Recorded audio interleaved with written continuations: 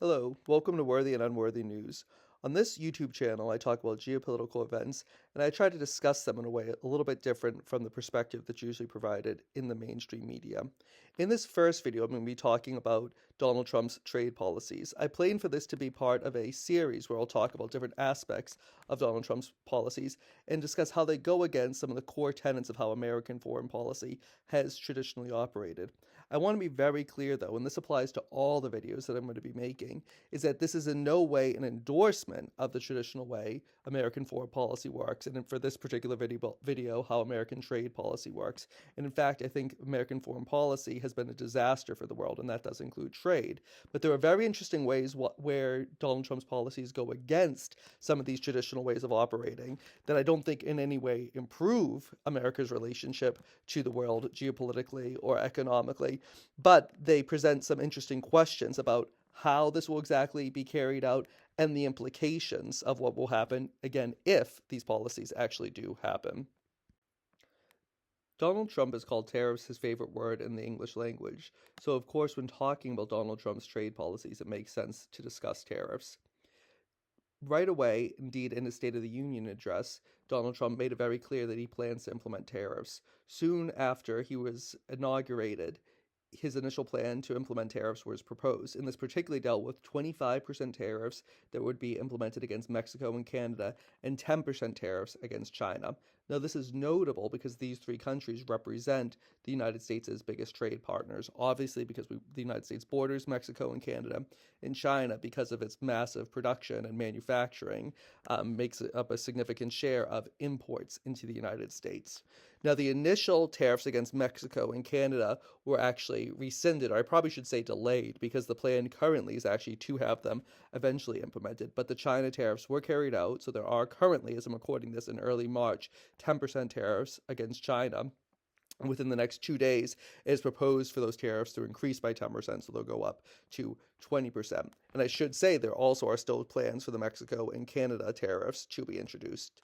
The Mexico and Canada tariffs were delayed after the governments of both countries implemented some policies that were meant to appease Donald Trump, particularly in the realm of border control and potentially stopping the flow of fentanyl across the border. Now, there's a lot to say specifically about what exactly Mexico and Canada were doing and how meaningful it was actually for those changes, but at the very least, they were done to satisfy what Donald Trump was looking for in those circumstances. Again, they did not result in him completely pulling tariffs off the table, but at the very least delaying them, so giving the government some time to think about a plan of how they might deal with the situation.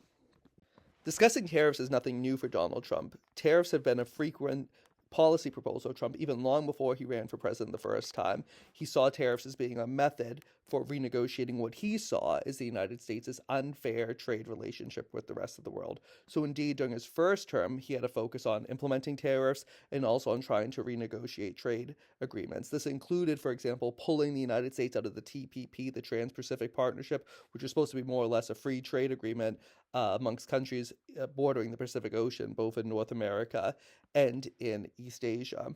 At the same time, he more or less renegotiated with relatively few changes the NAFTA agreement between the United States and Canada.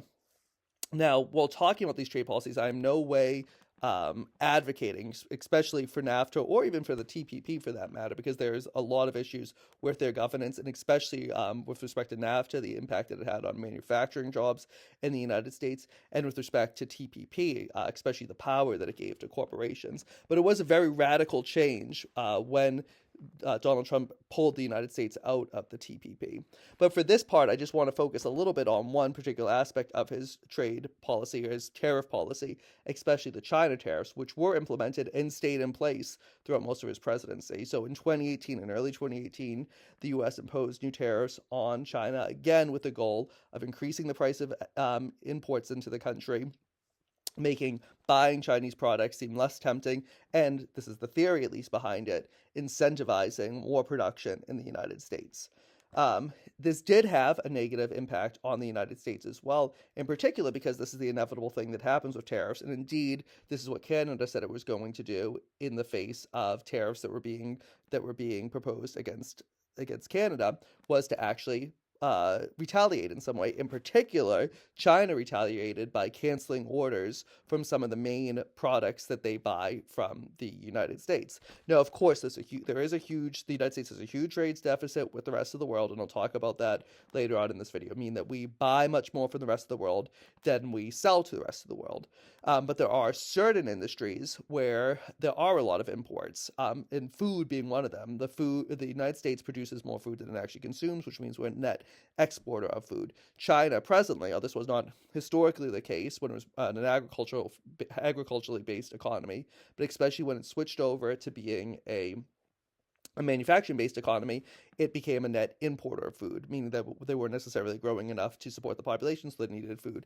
And how that affects the United States is particularly around soybeans. So, soybeans that are produced in the United States, particularly in the Midwestern part of the United States, China is a primary buyer of those. So, China retaliated by saying they were going to stop buying soybeans in the United States, and that was fairly devastating for a lot of farms in the Midwestern part of the country.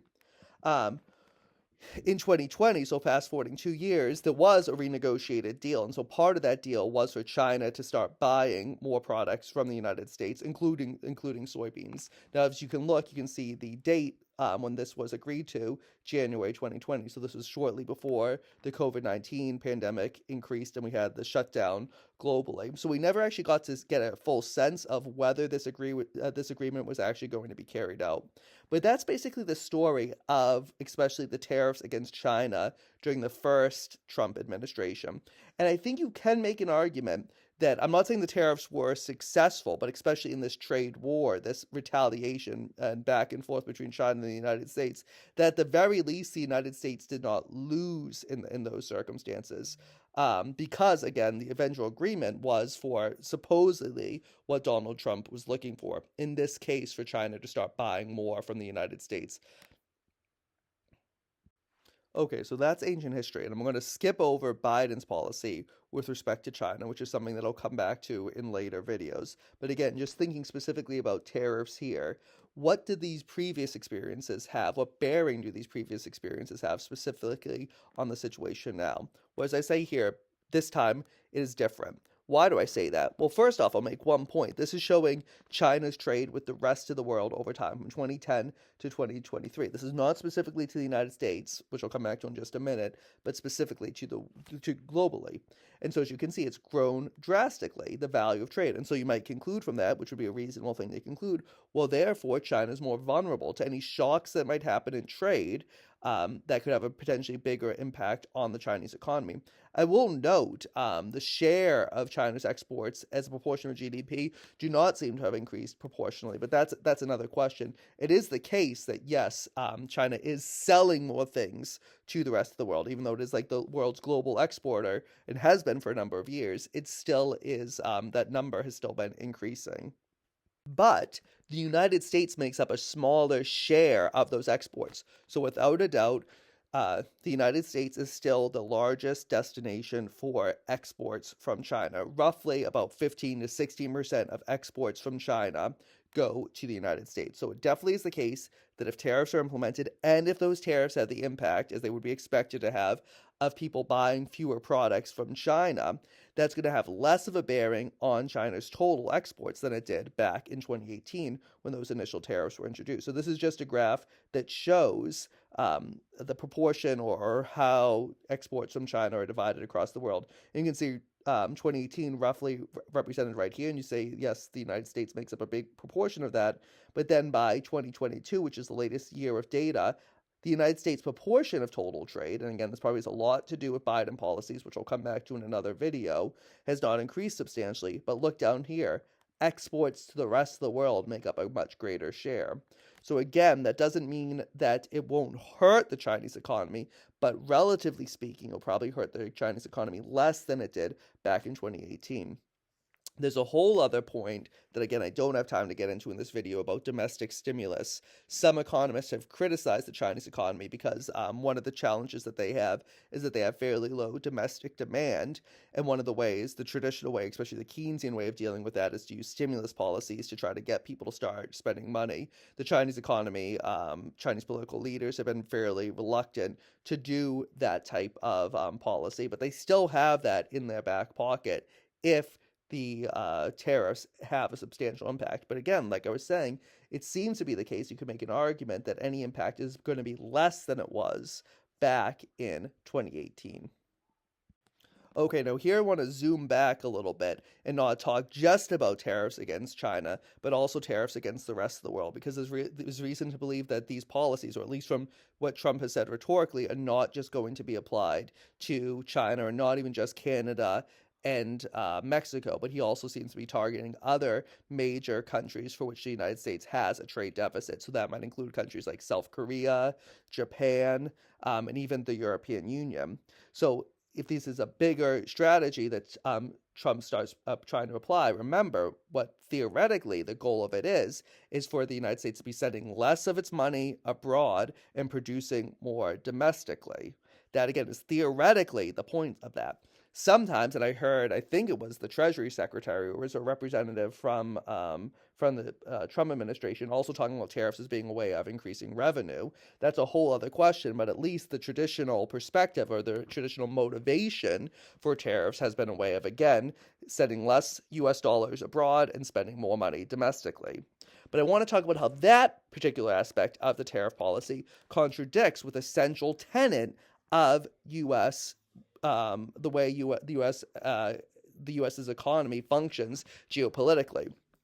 So, in addition to saying that the United States should be producing more domestically, having fewer trade deficits abroad, Trump has also talked about maintaining the dominance of the U.S. dollar, and I'll get into more detail what that means in a minute. But essentially, what it means is that the U.S. dollar is the main currency that's used for international trade. So that means not just trade when the United States is buying from China or buying from Canada or buying from Mexico, but also when other countries globally are trading with each other. And it is true, countries in their foreign reserves, the currencies they have that are not in their own domestic currency, the vast majority are US dollars. And Donald Trump says, at least rhetorically, he wants to keep that the case. And he argues that specifically when talking about the BRICS countries, Brazil, Russia, India, China, South Africa. This group of countries has actually expanded since then. But the reason why he talks about it specifically with respect to those countries is because there have been discussions amongst them is maybe moving away from using the dollar as much. And I'll come back to that in a minute. Okay, so what is the misunderstanding? Why did I title this video, Donald Trump Doesn't Understand How America Works? Well, let's talk a little bit about how America works, especially with respect to its trade policies.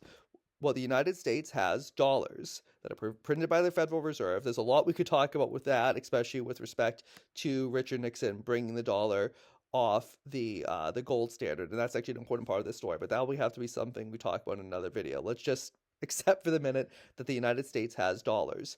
In addition to those dollars, that money being used for trade domestically, that is also used to trade with the rest of the world. So the United States sends money to other countries, and those other countries in turn send stuff back to the United States, right? So we're spending that money to buy things from those other countries. That's fairly obvious.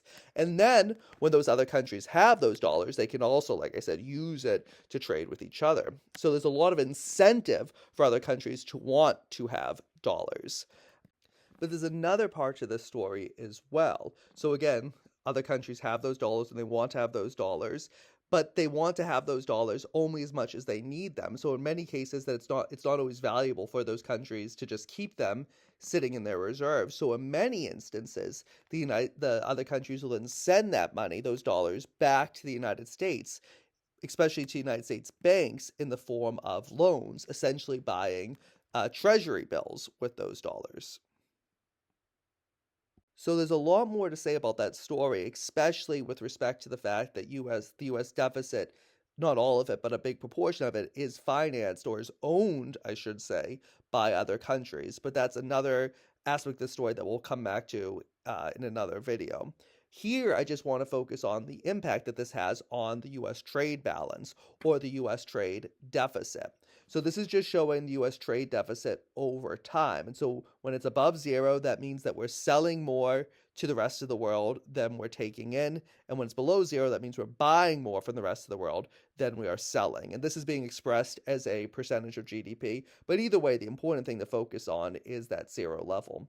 So you can see for much of the first half of the 20th century, the US had a positive trade balance. That means we were selling more to the rest of the world than we were buying, or at the very least, a sort of balanced trade situation. This changed substantially, especially in the 1970s. This was specifically when the United States was brought off the gold standard. And so, again, that's a big, important part of this story. But you can see since then, especially during Donald Trump's political career or when he was observing U.S. trade policy, that is when this trade deficit started to grow substantially. The point I want to make here, though, and again, to come back to the contradiction, is that the trade deficit, the U.S. trade deficit, is necessary for there to be for the U.S. to be the global reserve currency, meaning the primary currency that's used throughout the world. This chart here, which is from the Atlantic Council, is showing the percentage of foreign reserves, meaning other countries, the money that they have that's denominated in different currencies. What percentage of that is in US dollars? And you can see the US dollar is by far the leading currency that's used in foreign reserves, beating out the euro, the renminbi, the yen, the pound sterling, and all other currencies. By definition, the United States needs to have a trade deficit for this to be the case. Why? Because there needs to be enough dollars outside of the United States circulating in other banks to buy things from the United States and to buy from other countries for the US dollar to dominate. If through trade policies, tariff policies, the United States ends up even bringing that trade deficit closer to zero, which again, I think is fairly unlikely to happen. But if that was to be the case, then it wouldn't be possible for the US to be the global reserve currency anymore because there would not be enough dollars circulating outside the United States for that to be the case. So even well before Donald Trump's second presidency, there was discussion about moving away from the dollar being the global reserve currency. How this would necessarily happen has been a difficult conversation because there's not necessarily a global currency, that seems like it's in a position to take over as the global reserve currency. For example, you might say, oh, why can't the renminbi, China's currency, take that position? They're a big economy. But remember, they very much do not have a negative trade balance. They have a positive trade balance, meaning that they're selling much more to the rest of the world than they are buying from the rest of the world. So there's not a lot of renminbi for that reason circulating outside of China. And there's other reasons, there's different characteristics that some economists say that a currency has to have before it can become a global reserve currency. But a lot of the conversations about moving away from the US dollar have not actually been driven by specifically this trade balance question, but more about the political control that the United States can exert over the dollar. And this especially came up during the Russia-Ukraine war, when it became clear that the dollar being the reserve currency means that the dollar or dictates from Washington have quite a bit of power for implementing sanctions. And again, not just for the United States implementing sanctions, but also for having requirements for countries that use the dollar to respect those sanctions. And so some countries, I just give one example here, Saudi Arabia and China have discussed conducting their trade not in dollars, or the petrodollar, which is a term that refers to the fact that much of the petroleum that's bought from the Middle East would be bought in dollars, but rather conducting their state-to-state trade in the yuan. That's why this article uses that petro-yuan term there. And then again, might be part of where the concern from Trump about BRICS came from, is that Putin has talked about having an alternative payment system set up by BRICS. And this might not involve there being specifically any one currency that's used, but rather having some sort of currency that's used specifically for international trade to be denominated in. This actually was a proposal that came from John Maynard Keynes way back during the Bretton Woods negotiations that happened after World War II, but that ended up not being the case, and the dollar started to emerge as the global reserve currency. So I should say none of the ideas that I'm talking about in this video are really my own. I'm just analyzing them and talking about these concepts in respect to some of the news that's been emerging recently. A lot of my thoughts on what I know about this topic came about from watching videos and reading the work of an economist named Michael Hudson, specifically his book, Super Imperialism. In this recording, I made some references to different aspects of the history of this story, especially around what happened during the Nixon presidency, and a lot of that I learned about from reading Michael Hudson's book. So I really recommend that if you are interested in any of these topics. And he's still making videos and commenting about these different topics, so you can definitely learn a lot from what he'll have to say about these things. Okay, so what's the point? What does any of this really mean? The US order has been based around free trade, meaning US dominated trade. And so this goes back especially since the end of that post World War II period, meaning this order that I'm describing has been the dominant system that's been in place. And again, I'm not making this video in any way to defend that system, but just to describe the system and talk about how Trump's policies go against it and try to think about what might be some of the implications of what could happen if that changed. Tariffs break with this order, especially the role of the US as the dominant currency. If, and again, I doubt it for a lot of different reasons, but if Trump's policies worked in any way, especially reducing the US's trade deficit in any meaningful way, it's very difficult to see how the US dollar could maintain its position as the global reserve currency. And yes, that would have implications politically about how the US uses the dollar, especially for tariffs, but also would have implications for the US economy because the dollar has a privileged position. Yes, we just lived through a lot of inflation that happened over the past few years, but much of that inflation was worse in the rest of the world. The US dollar's position, especially because so many people want dollars, had the impact of making inflation less than it probably would have been otherwise. As I talked about, one of the reasons why I doubt you'll see major changes in trade as a result of Donald Trump's policies is because China is less vulnerable to U.S. tariffs than it was in the past, driven especially by the fact that, well, yes, exports have grown in China, the proportion of those exports going to the United States is less because China has diversified its trade, especially driven by the Belt and Road Initiative, which I really didn't even have time to talk about here. So I know I started this recording by saying that Donald Trump doesn't understand how America works, but some have argued that Donald Trump is just bluffing, that these tariff threats are just a way of getting concessions from some countries. And that has been, and the argument for that has been especially supported, well, supposedly supported, by some changes that you saw in Canadian and Mexican policies. I have some doubts about how true that is, but maybe that's the case. And then there's a question of how well that might work. I do hear people saying that publicly, even supporters of Donald Trump saying that publicly, but it seems a little bit silly because the whole point of bluffing is that the other side doesn't know you're bluffing, right? So if you're saying you're bluffing, then that would imply that the trigger is not necessarily going to be pulled on any of these particular policies. But then the question is, will this break the U.S. order? And I still think that's the big question. Because even if Donald Trump doesn't go all the way with any of these particular policies, it still has the effect of making countries think that maybe basing their economies around this US dominated system in the long run, when there might be alternatives, is not in their best interest. And that's the one thing that I'm really going to be watching out for over the next few years, is how other countries react specifically to Donald Trump's policies in this regard. Thank you so much for watching this video. I hope you found it interesting or useful in some ways. If you have any questions or any comments or suggestions, I'm certain there are things that I missed or parts of the story that might need more attention. Please feel free to comment on the video. If these types of topics are interesting to you, especially topics related to geopolitics and how the media covers these stories, I'll recommend a book that I recently published called Worthy and Unworthy: How the Media Reports on Friends and Foes.